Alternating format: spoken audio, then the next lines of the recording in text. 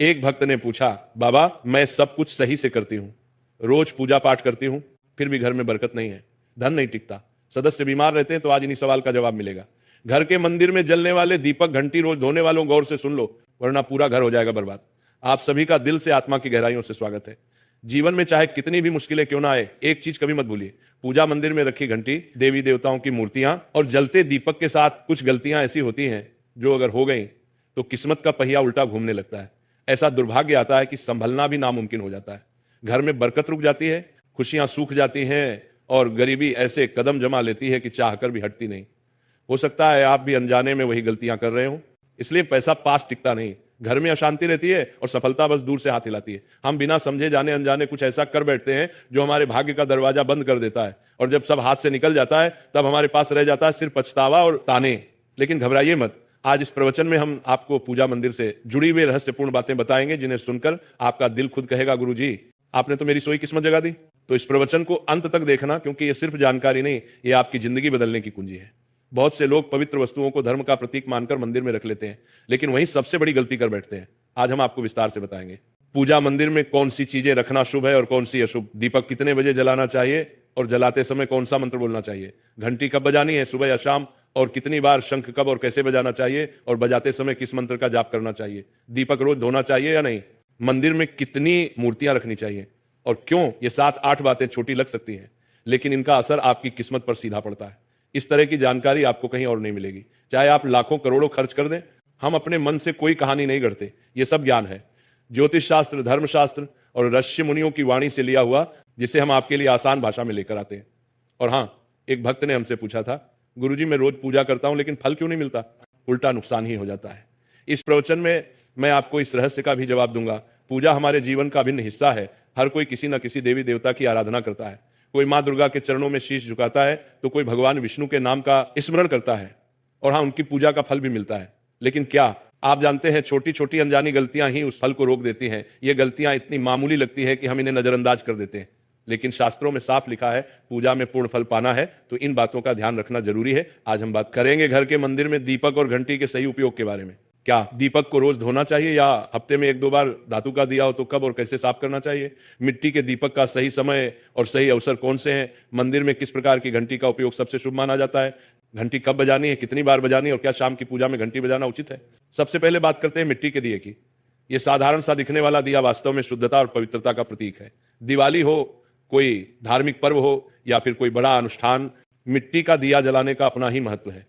घर के मंदिर में या दरवाजे के पास जब इसे जलाया जाता है तो ऐसा लगता है मानो लक्ष्मी माता खुद आपके आंगन में प्रवेश कर रही हो।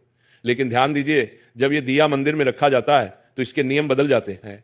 मिट्टी का दिया एक बार जलाने के बाद दोबारा मंदिर में नहीं रखना चाहिए। हर बार नया मिट्टी का दिया ही उपयोग करना शुभ माना गया है। ऐसा करने से वास्तु दोष दूर रहता है और घर में बरकत बनी रहती है। अब आगे इस प्रवचन में हम जानेंगे मंदिर की घंटी से जुड़े हुए रहस्य, जो शायद आपको पहले कभी नहीं बताए गए। अब आते हैं धातु के दियों पर। आपने देखा होगा कि लोग पीतल या तांबे के दिए इस्तेमाल करते हैं। ये न केवल सुंदर होते हैं बल्कि इनका धार्मिक महत्व भी अत्यंत गहरा है। लेकिन इन्हें सिर्फ जलाना काफी नहीं है, इनकी शुद्धि भी उतनी ही जरूरी है। इन्हें रोज धोकर, खासकर गंगा जल से साफ करना चाहिए। गंगा जल से धोने पर दिया पवित्र हो जाता है और घर में सकारात्मक ऊर्जा चारों ओर फैल जाती है। अगर आप हफ्ते में केवल 1-2 बार इन्हें साफ करते हैं तो ये पूरी तरह से शुद्ध नहीं हो पाते, इसलिए इसे अपनी रोजाना की आदत बना ले। और अब आते हैं घर के मंदिर की घंटी पर। पीतल की घंटी की ध्वनि ऐसी होती है जो वातावरण की नकारात्मक ऊर्जा को तुरंत दूर कर देती है और सकारात्मकता का प्रवाह बढ़ा देती है। लेकिन इसे कभी भी दक्षिण दिशा में ना रखें, यह अशुभ माना जाता है। घंटी को हमेशा पूजा स्थल के पास या मंदिर के प्रवेश द्वार पर रखें। सबसे शुभ घंटी वह होती है जिस पर गरुड़ की नक्काशी हो, इसे गरुड़ घंटी कहते हैं और इसे अत्यंत पवित्र व फलदायक माना गया है। अब सवाल आता है, घंटी कितनी बार बजानी चाहिए। भोग लगाते समय घंटी को 5 बार बजाएं। ऐसा करने से भगवान भोग को जल्दी स्वीकार करते हैं। पूजा के दौरान घंटी को जोर जोर से या लगातार नहीं बजाना चाहिए, सिर्फ 3 बार बजाना ही उचित है। घंटी को हमेशा दाहिने हाथ से बजाएं और इसका मुख पूजा स्थल की ओर होना चाहिए। याद रखिए, घंटी को सुबह की पूजा में ही बजाना शुभ माना गया है। शाम की पूजा में घंटी बजाने से बचना चाहिए, क्योंकि शास्त्रों में इसे उचित नहीं माना गया है। इन नियमों का पालन करने से आपका पूजा पाठ कई गुना अधिक फलदायक और प्रभावी हो जाएगा। यह बातें छोटी लग सकती हैं, लेकिन इनका असर आपकी किस्मत पर गहरा पड़ता है।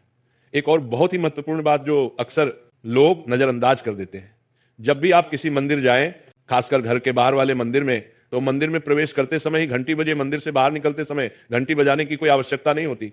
जब आप घंटी बजाते हैं तो ये सिर्फ आवाज नहीं होती, ये भगवान को दिया गया संकेत होता है। प्रभु, मैं आपके द्वार पर आ चुका हूं, आपकी शरण में हूं। एक बार घंटी बजाने का मतलब है कि आपने भगवान के दरबार में प्रवेश कर लिया है और पूजा आरंभ कर रहे हैं। 2 बार घंटी बजाने का अर्थ है कि आप अपनी प्रार्थना, अपने मन की बात सीधे भगवान के समक्ष रख रहे हैं। अब हम आपको कुछ ऐसी बातें बताने जा रहे हैं जिन्हें शायद आपको कोई ना बताए, इसलिए इन बातों को ध्यान से सुनिए, क्योंकि ये आपके पूजा पाठ को और भी अधिक फलदायी बना सकती है। अब आइए जानते हैं पूजा मंदिर के कुछ आवश्यक नियम। पूजा करते समय आपका मुख हमेशा पूर्व दिशा की ओर होना चाहिए। यह दिशा सबसे शुभ मानी जाती है, क्योंकि यहां से सूरज की पहली किरण आती है जो सकारात्मक ऊर्जा से भरी होती है। पश्चिम की ओर मुख करके भी पूजा की जा सकती है, लेकिन पूर्व दिशा का लाभ कई गुना अधिक है।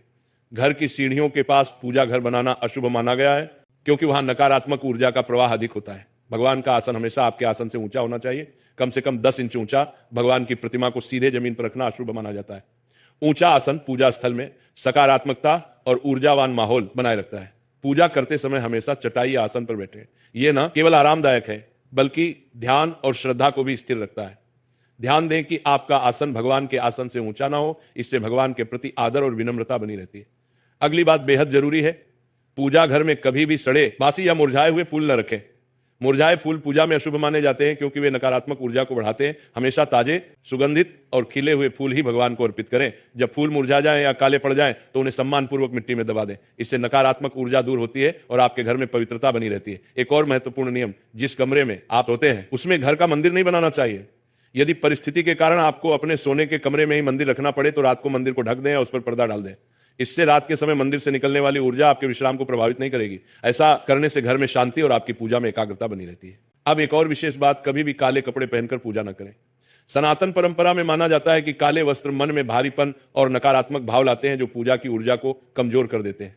हमेशा शुभ और हल्के रंग के वस्त्र पहने ताकि मन में शांति, पवित्रता और सकारात्मकता बनी रहे।